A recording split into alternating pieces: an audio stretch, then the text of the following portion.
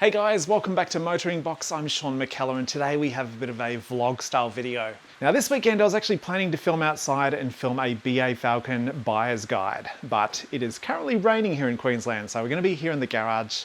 I'm going to give you guys a bit of an update on a couple of things, and also we're going to check out our old friend the AU because it's got a tiny bit of an issue we need to investigate. So I wanted to touch on a couple of things. My channel has kind of stagnated a little bit recently, and I've had a few comments of people saying the same, and I agree, it has.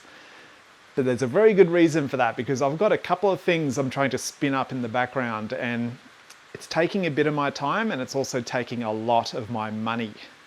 So that is the issue at the moment when it comes to getting, say, a third car on the channel, which I would love, and I'm constantly looking for cars to bring into the stable. But a couple of things which I'm working on now are going to help us achieve that in the future. So the first thing is we're going to be releasing some MotoringBox shirts for you guys to purchase. And it is not going to be this style of shirt, even though I would love to have this one in the store eventually. But I've come up with an even more special design for all of you fans out there, and my Patreon channel members know what it looks like. But yeah, I'm going to save it for an unveiling video, which will hopefully be in the next week or so. But yeah, I'm not going to talk too much about those shirts because they are special in a number of ways. And what I'm doing is hopefully going to be different to what a lot of other YouTubers do with their merchandise. A lot of people seem to be trying to sell tons of stuff that's all just cheap garbage, you know, landfill. So I'm going to be selling one product. It's going to be a shirt, but it's going to be one of the best shirts you've ever owned, honestly. So yeah, I'll leave it at that for now. But yeah, everything about this shirt is going to be the best quality you can get.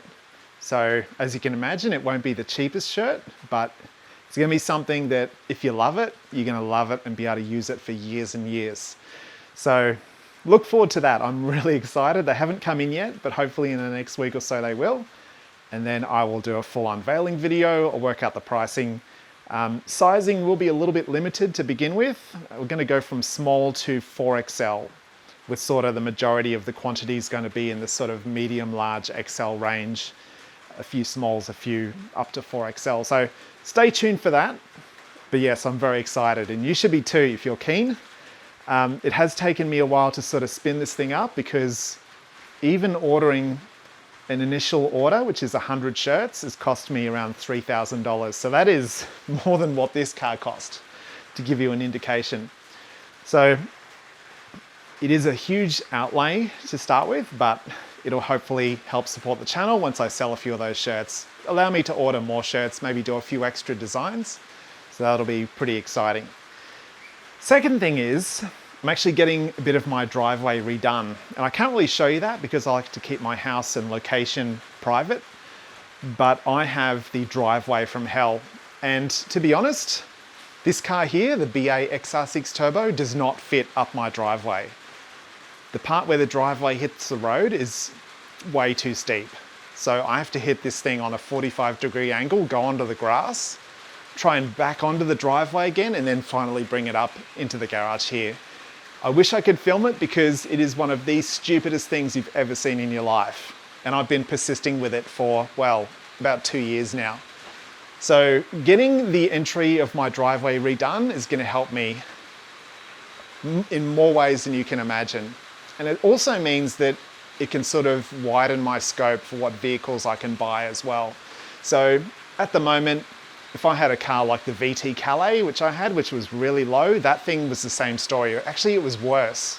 So that's coming up late September. Speaking of September, around the start of the month, I've actually got the BA Falcon booked in to see a driveline specialist, just to see what's going on with it. As you would have seen in the last test drive video, which I'll put up here, I still had a vibration after getting the tail shaft reconditioned, rebalanced. Putting it back in, the car was still sort of buzzing. So my local Ford dealer does not do dynamic tail shaft balancing, which is what a few of you were suggesting. So yeah, still about 3 weeks away. So it's going to be a bit of a wait on that car. So I'm kind of in a waiting game at the moment, and that's why the content is sort of stagnating. I've got a big wait on this car. I've got a weight on I can't purchase a different car because I'm buying the shirts and yeah, concreting as well. So a few things going on. Really appreciate your patience. But today, now that that's all out of the way, our old friend, the AU Fairmont, she is running beautifully, better than it ever has. Unbelievably so. This car has saved my bacon so many times. I nearly rear-ended someone in it as well. If you haven't seen the Ipswich Lappers video, do click up here in the corner. But yeah, I'll put a little preview on screen of what happened. It was a lot closer than it looked on film. ABS kicked in. Luckily, I knew the lane beside me was empty and I was able to jump across. But I totally saved this car. Like, it would have been a pretty slow impact if I hit the guy, but you know, you're talking about a new bumper, new grille, new bonnet potentially. That would have been, yeah, a pain. As soon as you start denting like radiator support panels and structures and potentially bending the chassis, then you could quite easily write one of these cars off. So thank God I didn't. But the issue with this car is I've actually just rolled it back a meter and you can see here, she's leaking oil. This engine has never been dry perfectly, but the oil has never been coming out in such a quantity that it hits the floor until now. I have a feeling it's coming from around the front of the engine here. So today I'm just going to try and get under there and have a look. I haven't seen any oil coming out from under the rocker cover anywhere, so I don't think it's up here. If I had to put my money on something, I would say it might be the front main seal, because I have seen a bit of oil on the front of the sort of sump. I don't think it's coming from the back, like the rear main seal or anything like that. If it is the front main seal, I do have a spare one. I probably won't be able to do it today, but if I can just get down there and have a look, just try and suss out what's happening, that'll be a really convenient thing for me. As you can see, I've also put the stock heat shield. There's actually a set of redback headers hiding under that. But yeah, the stock heat shield fits. It does kind of have to sort of bend out a bit more. And there is a bolt that you can't put in because there's nowhere for the bolt to go, but it does sit here really snugly and it's not going to vibrate or anything. So I had a few people warning me to put that back on just because it's going to cook the overflow bottle. It's not really, maybe the brake booster as well, but I think that's metal. So actually, no, I think it's plastic. So yeah, you don't want to cook either of those items, and a heat shield is going to help you out with that. So let's get under this thing and have a look and see what's going on. Yeah, there is a little bit of moisture, a little bit of oil sort of in behind here. Power steering pump is not leaking, I know that much. Yeah, there is a bit of crud down there under the power steering pump. But I think it's always been that way the entire time I've owned this car, so I don't know if that's really like an active leak. I have a feeling it's coming from somewhere else. There's a little bit of oil down there, but it's really not much. So yeah, my money is still on like a front main seal. So let's jump underneath and have a look.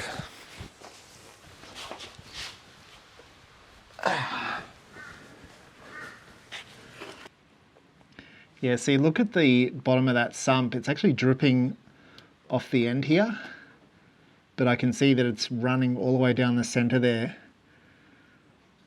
And the front of this sump is definitely the dirtiest. All the oil here on the support panel as well, there's quite a lot of it. There you go, you can see now it's kind of pulling up a little bit. You can see there, so yeah, it's definitely coming off the front. So to learn more, I'm probably going to need to take the thermofans out, take the pulleys and the belt and everything off, and just have a look. I just realized I changed them from bolts instead of screws. It's not very convenient. I think it's because the existing screws were not biting anymore. It was kind of like throwing a sausage down a hallway. There was nowhere near touching the walls, so needed something with a bit more girth. So how are you guys going anyway? Let me know in the comments below. I hope you're all doing well. I really can't wait to show you guys the new shirts I've got ordered. I've had them in the works for a long time, and yeah, if there's anyone out there who wants to support the channel and really enjoys what I'm doing here, then buying one of those shirts is going to be the ultimate for you guys. Yeah, I've tried to make them as special as I could instead of just trying to peddle you garbage. It's going to be a top quality product, and anyone who does purchase one as well is going to be supporting the channel and helping me grow the channel. Buying some different cars and yeah, really trying to step things up a notch or two. There's a lot of younger guys out there on YouTube who sort of don't have the same amount of responsibilities. They might be renting at home with their parents. Well, not even renting, just freeloading basically, and there's nothing wrong with that. You know, I used to do that, but yeah, as you get older, you sort of can't be so daring with your choices of career, like quitting your job to do YouTube or things like that. It's not really something you can do, unfortunately. I'm probably going to need a new radiator at some point because the existing sort of bolts that hold this thermofan in place, the mount on the radiator is actually sort of broken out a little bit.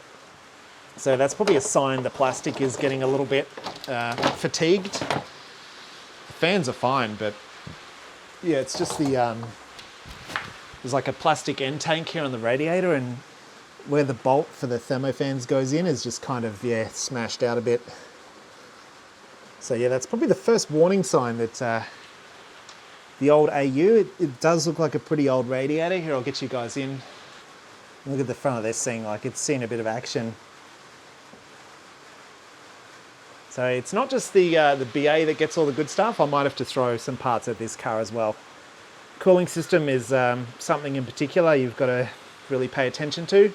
This thing's still got all the original pipes and everything, all the original hoses. So if it was the front main seal, you would kind of expect that the inside of that balancer might have some oil on it because the front main seal sits directly in behind the harmonic balancer. That actually looks pretty dry. There's a little bit of oil down there though.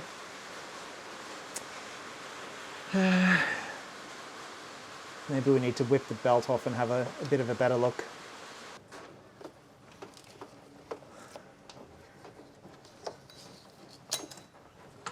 Okay, the belt's off.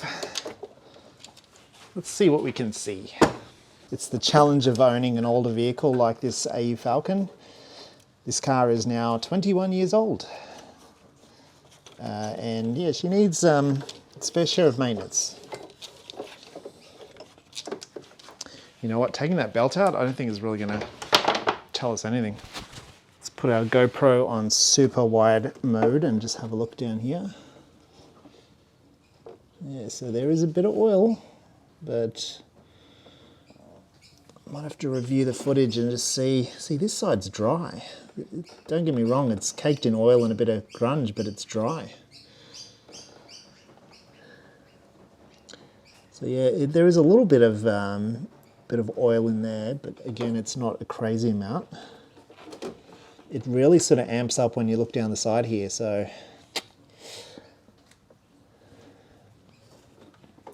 Balancer still looks good. The only other culprit I can see is it might be the water, where the water pump seal's on. I don't know if there's any seal in there that holds oil or not. But there is generally a lot of stuff caked on around there too, which isn't ideal. She's not the neatest engine, but this car has been neglected for probably the second half of its life. I think the first half it probably was serviced well, but yeah, after that is kind of a different story. I think I'm going to leave it alone for today, guys, just because I'm short of time, but we'll research it, and do let me know in the comments below if you've seen that kind of leak before and you pretty much know where it's coming from. Let me know. What I usually do in a situation like this is I hit up all of the old forums, because you know these cars were around in the heyday of forums, and as long as you know what you're searching for, you can usually find the answer, which is really cool. Don't just sort of dive straight into it and start tearing your car apart, because yeah, especially if you need to drive the car as well, it's not always the best thing to do.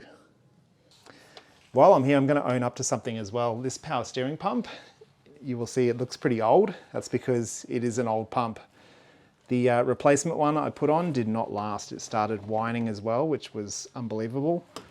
So I just went to a wrecker and bought a second-hand one. It doesn't look pretty, but when you put the cover back on, you cannot even see it. So I have no idea what car it came off, how many kilometers it had, but it's beautifully quiet. It works fantastically. So that's enough for me. So yeah, those aftermarket pumps, I'm not sure if they're a good thing or not. Was I just unlucky, or are they kind of, is it better to go for a reconditioned or a used one? It's interesting, a lot of people these days are getting away from Falcons and larger cars just because of the cost of fuel. But people seem to never calculate how much they spend buying a car, and also depreciation, how much it costs to service the car at a dealer if it's a new car.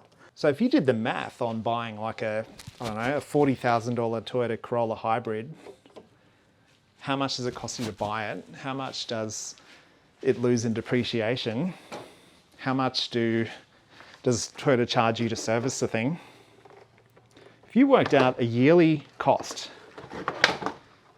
or say a 5-year period, you know, if you kept it 5 years and then sold it, how much did that car cost you? You could probably buy an old car like an AU, if you want one, and probably have a fairly meaty budget you could spend per year and still be better off.